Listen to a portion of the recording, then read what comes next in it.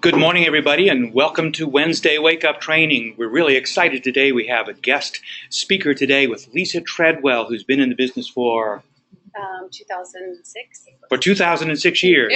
No, 10 years. There is Lisa. And Lisa started her business by working with a system for expired listings and for sale by owners, and has built her business from that beginning. So she's offered to share with us her approach, her scripts and dialogues and things. So I'm going to now let her say hello quickly, and then we'll turn off the camera so that we're not taking up resources there, and then we will get and I need to turn off the camera there. Sorry about that. Boom. So there the camera is off. And I'm going to close that down and hit the slideshow. How do you do the slideshow? There it is. Play. I'm using PowerPoint this time. So I'm not an Apple person, so. There you go. So I'm just going to click right here. Yes, that should do it. Okay. That should change it. So there you go. I'll get out of your way. Thank you so much. Yeah. Well, welcome. I didn't expect to have this many people here, and I feel a little intimidated. So if I start stuttering, just bear with me. So, yeah, like David said, I started, well, I don't know if you know, I started off actually with a builder, Syntex Homes, now Pulte. And then I got my real estate license while I was at Syntex, sitting in a model waiting for people to come to me. And I left and started at a different brokerage in about August 2007. The same month that I started on a real estate team, I left my husband. So I had a 2.5-year-old, going through a divorce, just started a commission-only job.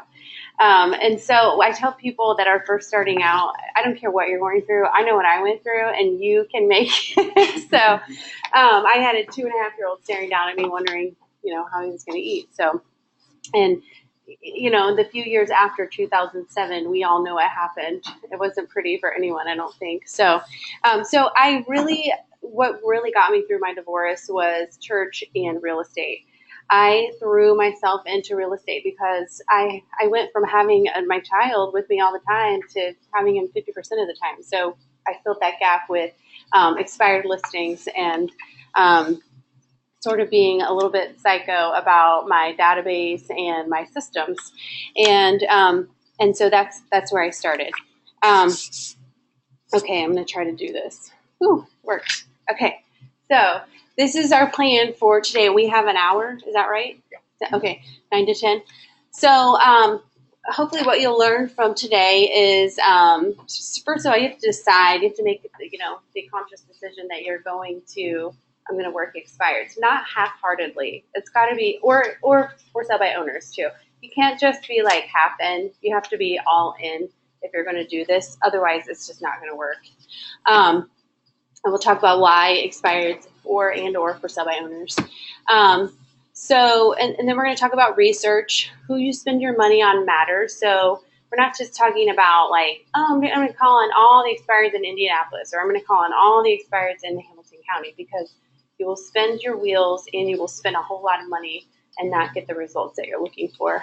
And then we'll talk about creating a system. So systems for me, how many of you know the DISC personality profile, DISC?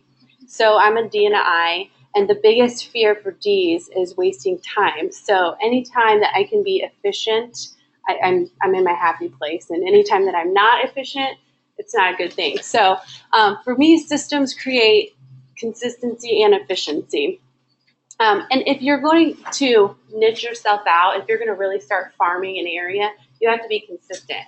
You may not get anything that first week or that second week, or maybe not even the first month, but you have to continue doing it. And then we'll talk about taking action, do it now. Someone told me once, really good advice, done is better than perfect. These scripts, you may find some typos. Done is better than perfect.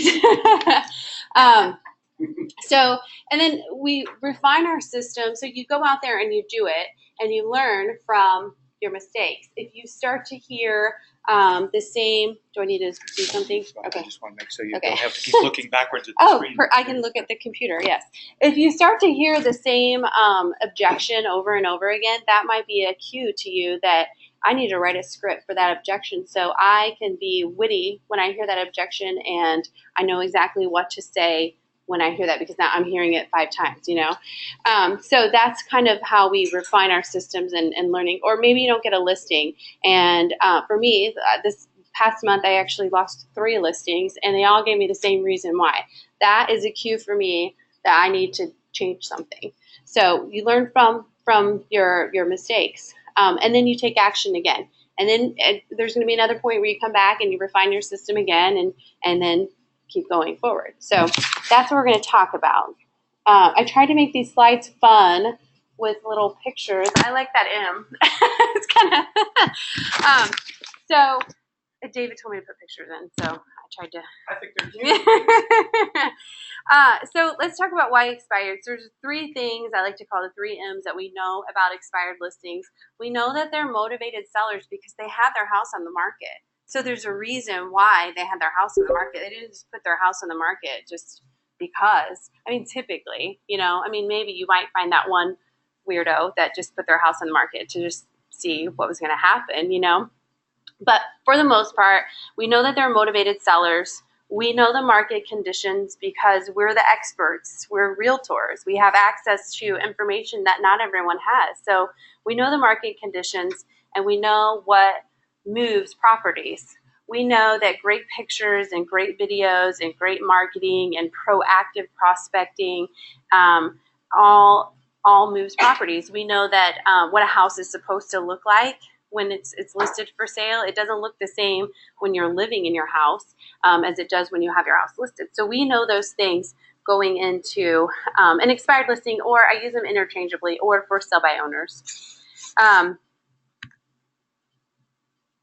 So let's find out more. Get very specific about where you're spending your money. So you've decided to farm expired listings or for sale by owners.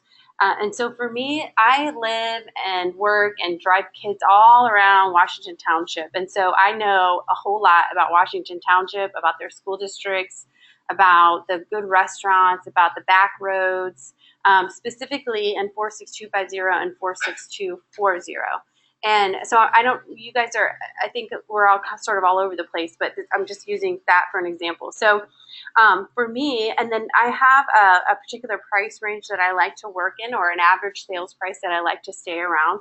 So if I were going to get really serious about farming expired listings, I would keep all of that in mind, right? So the price range, the geographic location, and then also the type of property.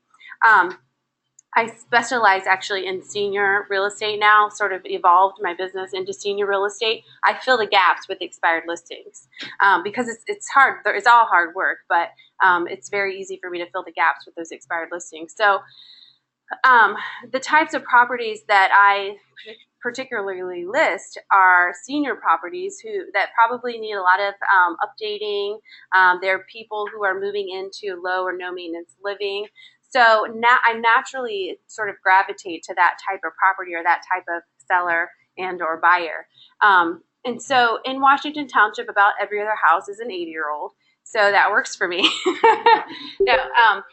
So you got your price range, you've got your geographic location, and it's very counterintuitive. Even as I've heard this for years now, to be specific about the niche that you're working in. But even still, when I tell people, I just did a downsizing seminar last night, and they said, well, where's your main area? Where do you work? And I said, Washington Township. And I still sort of cringe inside because I knew that there were people in the room from Bloomington. I knew that there were people in the room from Franklin, Indiana. And I think like, oh my gosh, I'm not going to get their business. But the thing of it is, the 3 listings that I did lose, they all gave me the same reason. They wanted someone that lived close by. And even still, the 2 of them I do live really close by. So being hyper local and hyper niched out, even though it's counterintuitive, to be the expert in one area and instead of, what's that phrase, the jack of all trades, master of none. So sort of master an area is better than sort of trying to be the jack of all trades. I work expired listings all over the whole state of Indiana. That's just too much. You're not going to see the conversion rates that you'd like. So don't be afraid to really niche yourself out and own the space. Like, I know you're in Zionsville, so I own Zionsville expired listings 300 and above, or what, whatever that is, whatever that space is for you, between 200 and 300,000 or whatever. Because what it's going to do is it's going to break down. You're not going to get that many expired listings per day, maybe 3 to 5 a week.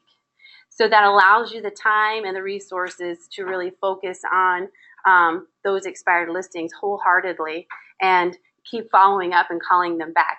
If you're missing expired or for sale by owner listings because they've already listed with someone else, that means you're chasing too many because you're not able to follow up on the amount of sort of leads that you have.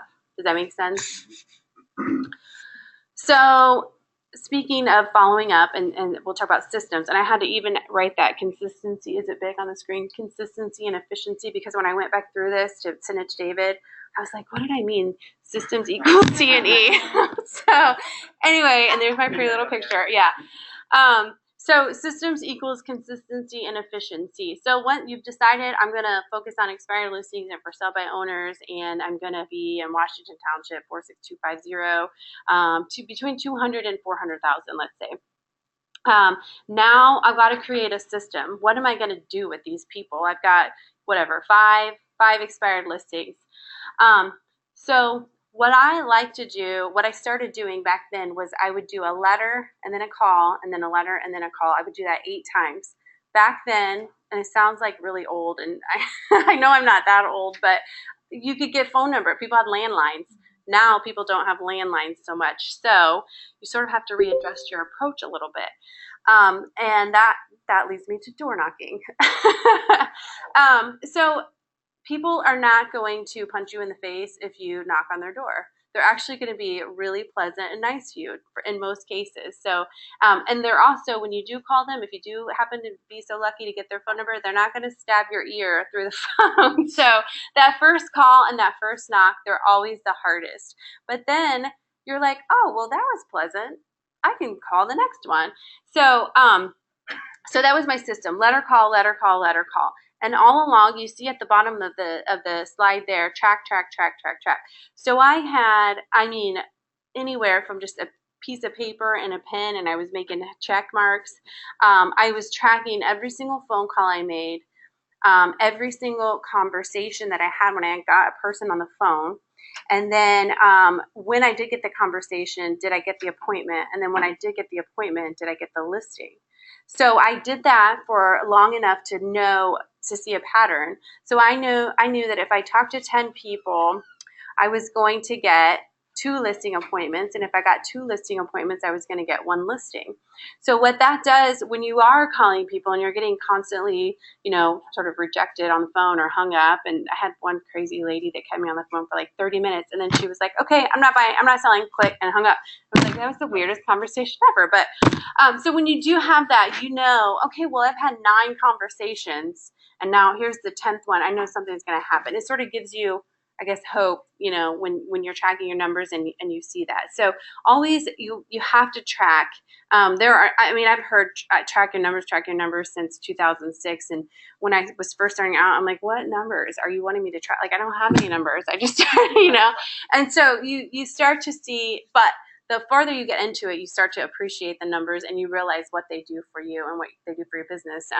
As far as, where you're at in the year, if you have a goal of selling 5 million for the year, well, you need to know where you are in order to get where you want to be. So, and then also there's studies that say writing down your goals and tracking your goals gives you a higher percentage of actually reaching your goals. So, so track numbers. If you don't know what numbers to track, ask me later or ask one of the awesome leadership people that we have, like leadership team members that we have. All right, so with our system, we decided we're going to letter call, or we're going to letter door knock. We have a good resource now at Berkshire Hathaway, Jim Thomas. Do you guys know him? He's at the Fisher's office. So he has invested in a program, Red X, which gets the phone numbers for us, so that it gets cell phone numbers. And I send him an address, and he'll find the number for me. So that's another way to get phone numbers if you'd rather call instead of going to their house and knocking. And then a program back in 2007 and 2008, I actually would send a typewritten letter, and I was so committed to this. I remember, do you know Gary Rubel?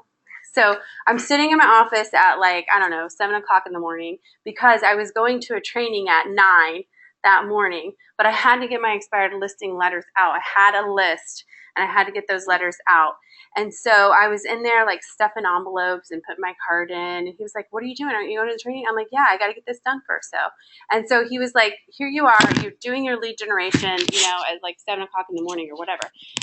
That's not always, our life situation. We can't always. Right now, I can be at the office at 7 o'clock in the morning, but at the time it was, and that's how committed I was to expired listings and to, getting my business off the ground. So really stick to the system and do it. It's just like an exercise routine or, regimen.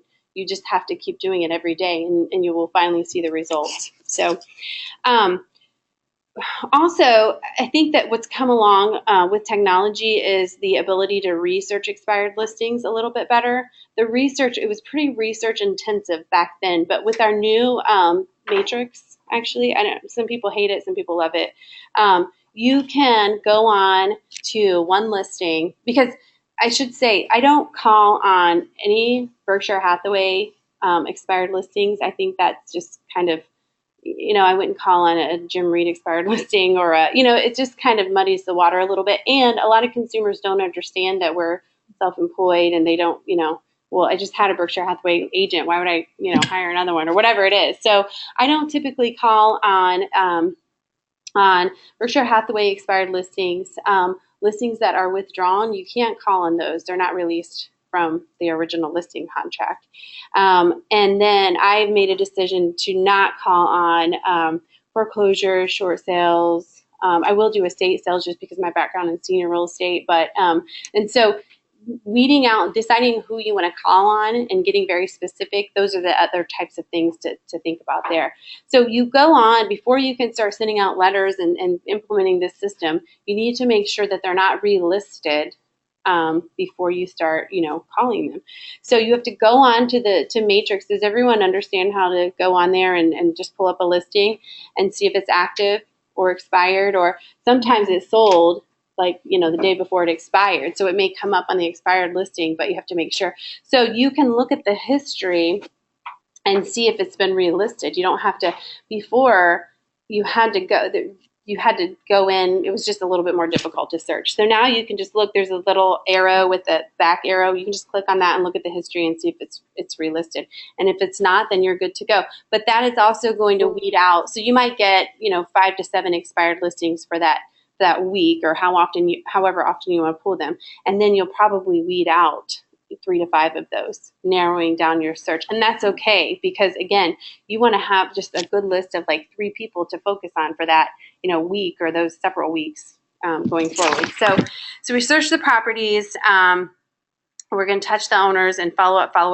I have a slide. Well, I'll get to it. There's a really good slide. Hold on, I'll just click to it. This one. Has anyone ever seen this before? So 48% of salespeople never follow up with a prospect. 25% of salespeople make a second contact and then stop. 12% of salespeople only make 3 contacts and then stop. Only 10% of salespeople make more than 3 contacts. And then it sort of reverses things. 2% of sales are made on the first contact, just 2. 3% of sales are made on the second contact. 5% of sales are made on the third contact. 10% of sales are made on the fourth contact. And then 80% of sales are made on the 5th to 12th contact. Do you think that our industry typically follows up 5 to 12 times? No, we're really, really bad at following up, because we go move on to the next thing. We see a squirrel and then we're, off, So being really, really focused and just staying on it and being persistent and having tenacity are all keys to really being successful with expired listings or for sale by owners.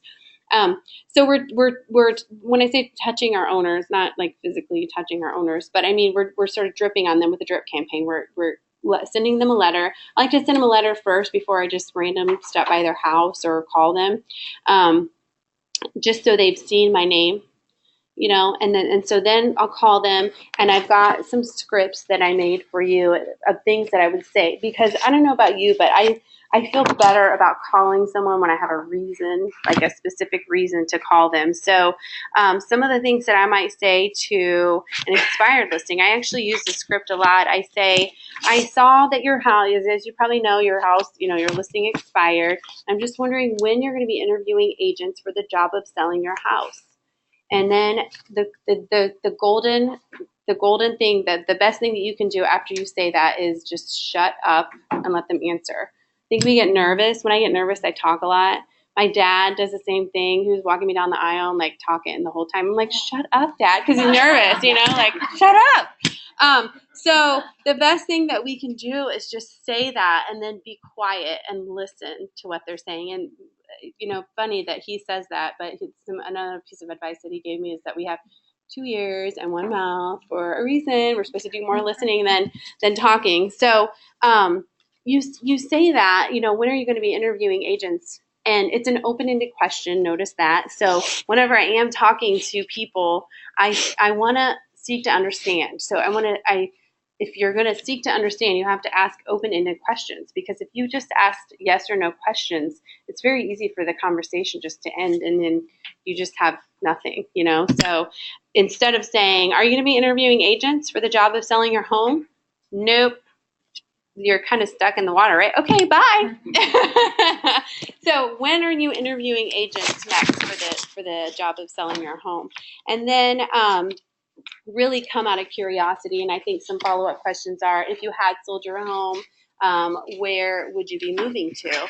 So you want to try to pull out some of our team has a whole list of pre-qualifying questions that we use when we do get a lead, a buyer lead or a seller lead. And some of those questions are, where would you be moving when you sold your home? What price are you hoping to sell your home for? We ask them about it, maybe a description of their house. Another good question would be just to keep the conversation going and get them feeling comfortable with you. On a scale of 1 to 10, 10 being awesome and 1 being it needs help, what would you say the condition of your property is? And we say, when we're talking to sellers, we say property or house. When we're talking to buyers, we say home. And I learned that when I was working with Syntex, because you want to remove the personalness of the house from the seller, but you want the buyer to feel, that this is a really personal, sort of thing, that they're buying a home, they're making a home for themselves. But when you're trying to get a seller out, you don't want to be reminding them how warm and fuzzy their house is, right? So we say house and property, because when it does go on the market, it's kind of like it's not theirs anymore. It's open for even though it is theirs, but it's open for the public to see and judge and make decisions based on what they put out there on the market. So we say property and house for sellers, and then home for buyers. So we're following up. We're sending our letters. A site that I like to use now, I don't send out type letters anymore. I send out postcards. I'm going to tell the personal marketing company. Has anyone heard of that? tpmco.com. They have really inexpensive postcards, and they'll personalize them with our brand, our logo, and you can put your picture on there. You can upload your own design, and when you call them, it's a 1-800 number, but you always get a real person. It's not a prompt where you have to push 500 numbers. So the personal marketing company. So we send out, they have a whole expired campaign. It's $50 it's $10 for 8 postcards. And the message is specifically for expired listings. So this is I don't like to tell people to spend money, especially when you're starting out, because we want to lead with revenue. And I didn't spend a lot of money. The only thing that I spent money on was printing. Well, I had my own printer, so stamps basically, and my time. So you start out, just writing a handwritten letter. Even if your handwriting is good, mine sucks, so I definitely had to type. So you start out doing that, and then you can work your way into the postcard system. And then what I eventually did was I hired a virtual assistant to do that back end research for me. This is when I was like really into it. I had a person who was searching every single day expired listings and making sure they weren't relisted. They had my criteria, and I don't want to list with my own, I don't want to chase after my own brokerage listings. I don't want foreclosures or bank loans. And so she would do all that research for me. She was on a different time zone. So by 8 o'clock, I would come in the morning and all of those expired listings would be in my database. And again, odesk.com is where I found her. And it's not called Odesk anymore. It's called maybe My Outdesk. Have you heard of that? Is that right? And so that was my first hire actually onto my team, was a virtual assistant to do the research for expired listings, so that I could come in and just make my phone calls for 2 hours and track my numbers and then go on about my day. So now it's a little bit different. I do implement that postcard system, and then with the phone calls or the door knocking. So, but I don't feel like you have to start out spending a lot of money if you're doing this. So we get the appointment, we're tracking that we got the appointment, and then we have to go in and give us all a listing presentation and get the listing. So again, we're tracking. Here's some tips for your system. So has anyone heard of SMART goals? SMART goals are, my son is doing this now in 6th grade. Like, they're teaching them SMART goals, which I thought was pretty awesome, right? Specific, measurable, achievable, relevant, and time bound. So specific, not, I want to lose weight in the next month. That's not specific. I want to lose 5 pounds in the next 30 days. So that's specific, that's attainable, and it's also relevant if I, want to lose weight, and it's time bound, so 30 days. So when we set goals, we set SMART goals. So if it is, I want to get 2 expired listings in the next 30 days, that would be a good SMART goal with regards to expired listings. Personal notes are virtually free. So I run a networking group on the South Side for seniors, for the senior industry, and every day, and I stole this idea from Remington Ramsey, so I can't even take credit for it. Most of these ideas are probably stolen from somewhere. We start out that event by thinking of the last person who gave us a referral, or the last person who just like really impressed us. We thought that they were just really on it. They were, and we look at our next door neighbor and we tell that person who that is, and then we write a note to them. I get this little box from Target for like $15 of cards. Has anyone seen those in the card area? They're just solid colors. They're sort of seasonal colors, and they're unbranded with matching envelopes. And I bring that and I pass it out to the table each month, and they write their notes. And so we have 7 rules that Remington says, 7 rules. So there's actual YouTube videos on how to write personal notes. So we write in blue ink because blue is the nicest ink. If you don't have blue ink, it's okay, but just don't write in red ink. We slant it right, because if you think about all the big brands like Nike, I think in Nike, they're slanted right. It's a more positive presentation. When we project positivity out, this is sort of what we get in return. So what we put out there is what we get in return. I am doing these by memory. I usually have a note card. So we don't use the words I, me, or my. So this personal note, and you can use this for anything, not just expired listings or for sell by owners. We do not use I, me, or my, because it's not about us. It's about them. What did I say? Blue ink, slant right, positive projection. No I, me, or my. Unbranded cards. We put a call to action in the PS. So we're not writing a dissertation here. I try to keep it all on the one page, on the front page. I don't write on the back. But before I start anything, I'll put at the PS, I'll put call, or I'll usually put text when you get this, 317-246-9966. And you would be amazed at the people who actually text or reach out on social media or email and say, I got your card and it was the nicest thing ever. So what that does, whether it's an expired listing or for sale by owner or past client or a person in your database, it gives you an opportunity to reach out to them and schedule a coffee with them and further that relationship. And we all know that real estate's all about relationships. So they text you, oh, great, I'm glad you got your card. I'm glad you got the card and it made your day. Let's grab coffee sometime, or let's have lunch. And then you get to talk, to further that relationship. So with an expired listing, or for sell by owner, you just want to get your name out there and get, let them see your name, so that before you reach out to them with a phone call or a door knock, because that is kind of intrusive, when you're knocking on someone's door, right? So, social media. What I've started doing for expired listings and for sell by owners, you can see their name. You can look for expired listings in the tax records. For sell by owners, we'll usually have their names there. So LinkedIn is a good place to go and search their name, and you can see how many contacts you have in common. And so we look through the contacts that you have in common, and someone who you have a good relationship with and who would speak nice things about you. That's key. Just send them an email. You can and on LinkedIn, you can even forward that profile. So you can forward that profile to your mutual contact and say, hey, I realize that Joe Smith and I, or we have the same connection here, Joe Smith, and I'm wondering, would you mind putting in a good word for me?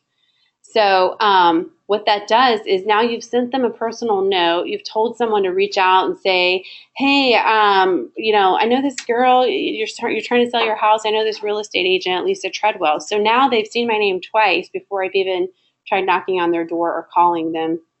People are usually really fine with doing that, or they'll say, I don't really know that person, good enough to do that. But people are usually pretty honest and upfront with you about that. So LinkedIn, Facebook, I sort of have more. I guess I've had more luck with LinkedIn with that. So, and then don't forget to knock and then follow up and track, or don't be afraid to knock and then follow up and track. So we talked about knocking. So I carry around a list of like 2 or 3 houses that are sort of my target, and I get obsessive with those. Like, I want these listings. And so I've stalked them on social media, and now I'm going to go call them or knock on their door. So, they're really open. I'm going to a house this afternoon that she's for sale by owner, and she was just listed. She just sort of put it out there, and she's getting married in 5 weeks. And once she sort of gets past the wedding, then she'll get more serious about selling her house. But she's totally open about having me come over there. And I was honest with her too. And one of these scripts in here says that I may have buyers in the area.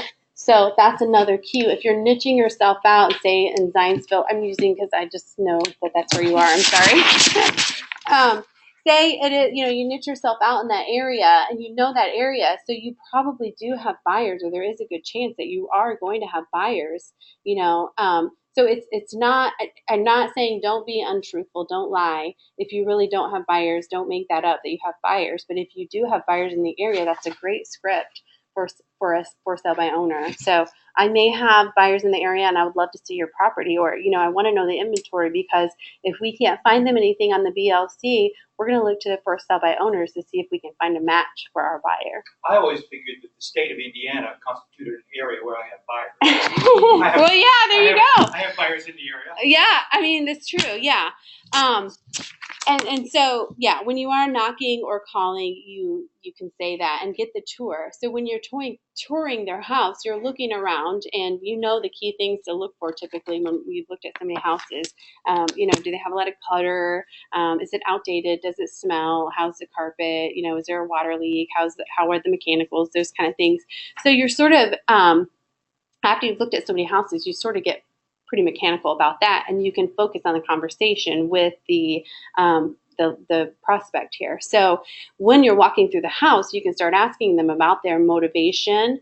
Maybe they will even trust you enough to talk about what is their mortgage like, in the house. Do they have a mortgage? So that you can sort of see, do they have any equity in the house, or are you going to have to deliver bad news, So just sort of be walking through the house and having those conversations, and again, building that relationship and that trust with them.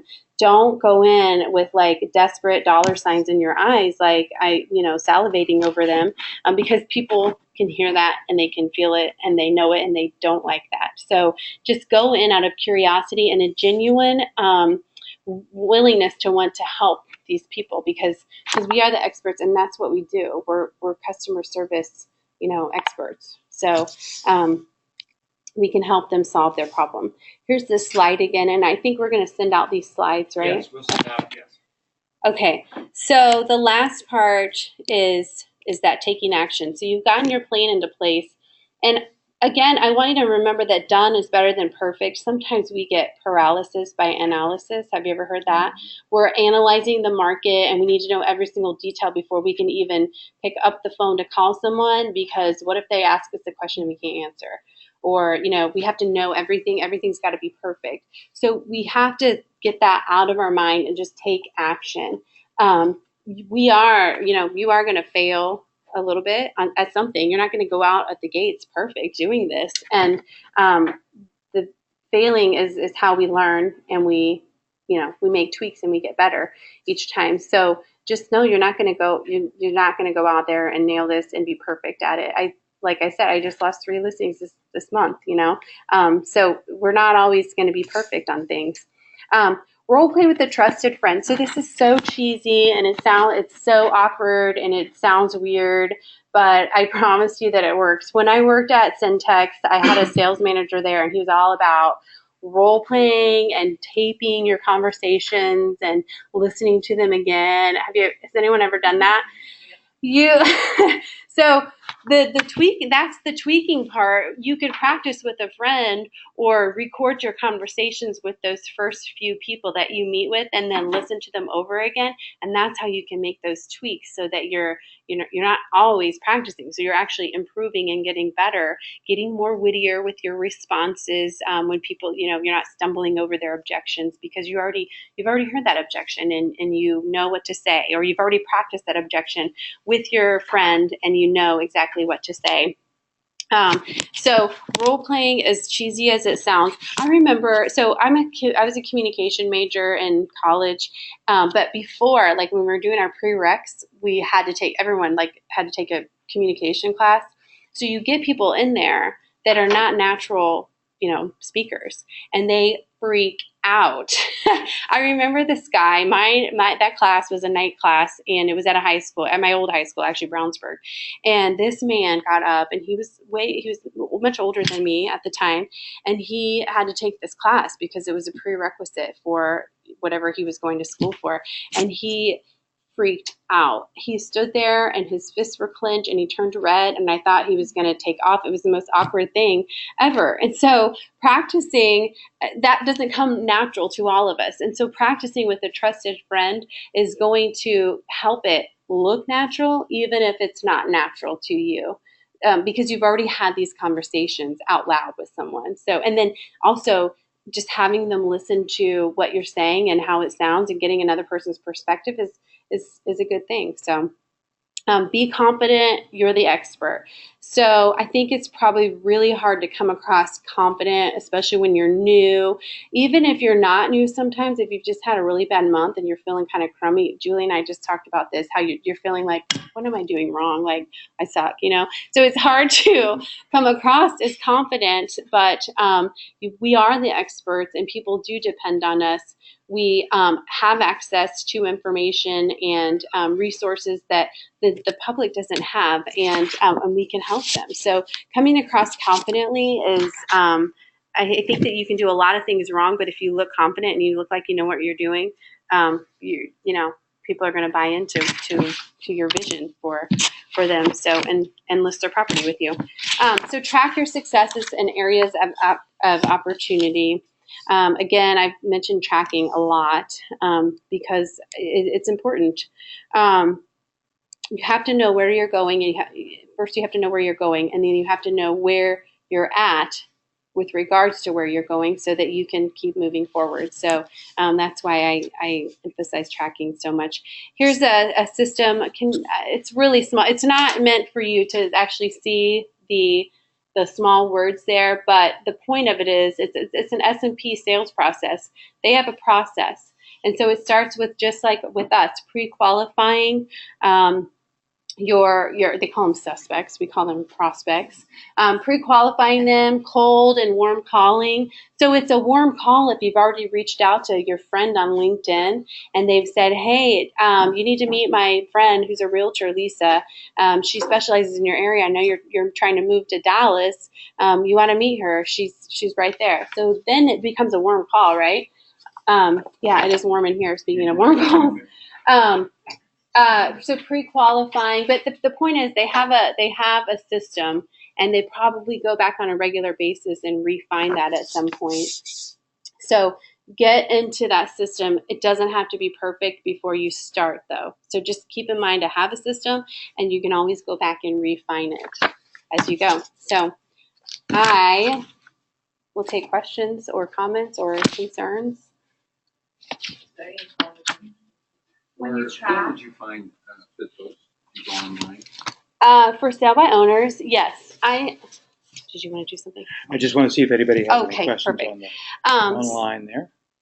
So I'm more of a fan of expired listings than for sale by owners, but you've probably seen a lot over the last year pop up just everywhere driving around. I mean, I'll take a picture of the for sale by owner sign and then call them later. I know I heard somebody one time say that they'll pull in the driveway and stop in and go see them right then. That's pretty bold. And I mean, sometimes we have to be bold in this industry. So, but you can also go to forsalebyowner.com and yeah. Somebody online, Amy, had asked, what's the website for the postcards that you talked about? Okay, it's called the Personal Marketing Company. So it's tpmco.com.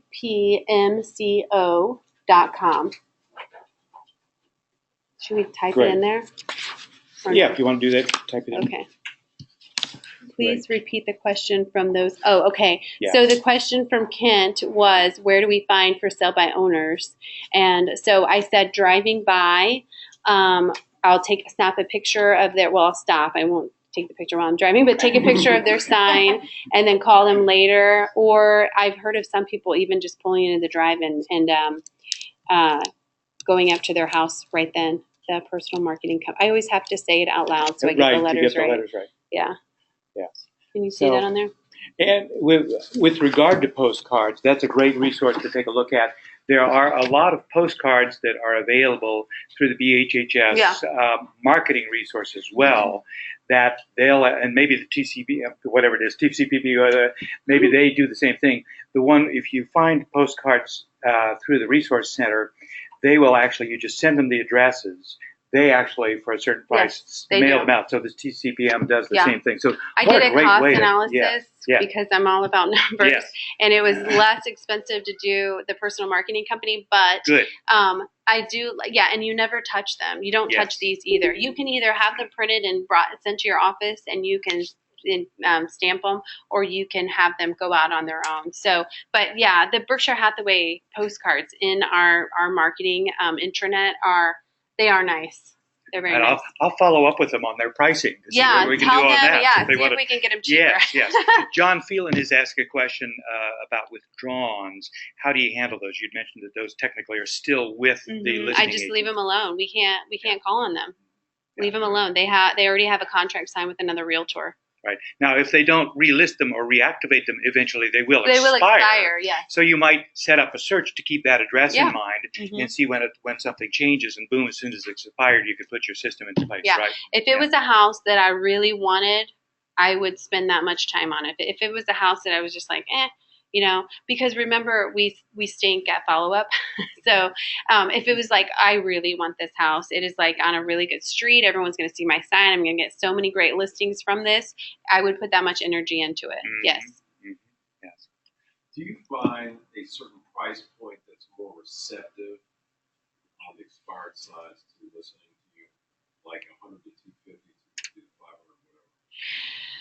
Oh, okay. So the question from the audience was, do I find a specific price range that is more receptive to my phone calls or door knocking? So I used to think that way, and it didn't do me any favors. It's kind of like, that our inside voices we hear, and we tell ourselves a lot of things. So I stopped telling myself that the only people that want to hear from me are like 150,000, and stop doing that. Just stop it, because it's not serving you. I mean, I'm not saying that you're doing that, but this is what I had. Just stop doing that and put that out of your head. Sometimes I've called on people and I didn't even know what their house was listed at. I didn't even know the sales price, because if you see a house that's listed at $1 million, you're kind of going to freak out, right? Where you're going to sound different than if you called on someone that was 200,000. So don't sound different. I mean, we're in Hoosier State. I mean, people are nice here typically, right? So don't tell yourself that. There's no difference. There is obviously a difference in marketing and things like that. And if you were so lucky to get a really high price listing that you've never really worked in before, I would highly recommend reaching out to someone in the office who has done a lot of that, so that you can kind of, be mentored along that way. Yeah. Great. Angie Rohrbaugh up in Lafayette has said, thank you for your excellent training. So thank you, Lisa. And Deb Newman has asked, what program do you utilize for your database? Excel, Top Producer, PHHS CRM? Oh, thank you, Angie. That was nice. So I have used Top Producer before, and I found that I was paying a whole bunch of money for it and not using half of what it actually did. There are things in Top Producer you can actually manage your money in Top Producer. Sam Arcee, does anyone know him? He is a Top Producer whiz. He like writes checks out of Top Producer. I mean, I'm not even using it that much, and I'm paying so much money for it. So I stopped using Top Producer, and I went to an Excel spreadsheet. I have all of my past clients in an Excel spreadsheet. We have all of our current clients in an Excel spreadsheet. And then I recently uploaded everything into the Berkshire Hathaway website. It's so simple to do. I even did it, and I feel like I know enough about technology to be dangerous. So I'm using a mix between an Excel spreadsheet, because it's easy to upload to anything and cut and paste and all of that. And I'm now using the Berkshire Hathaway. I just came here as of April 1st. So transitioning into Berkshire Hathaway and learning the system has been, has taken time. So it's not like I haven't been here for 5 years doing this forever, at this company. So learning the system was a little bit time consuming for me, but the only way to learn it is go in there and just click on everything. You cannot mess it up. Just click on everything. So, yeah. Great. Anybody else here have any other questions? I've got two questions of things that I find myself thinking about as you talk about it. These days and age, do you try when you make that first contact with them by phone or knocking on the door to get their email address, and then do you incorporate emails along with the letters and postcards and things? Yes, that's a great question. Yeah, getting an email is key, because obviously email service is free. So this one that I got tonight, I was lucky enough to get her email, and I already sent her a pre-listing packet, so she's seen that.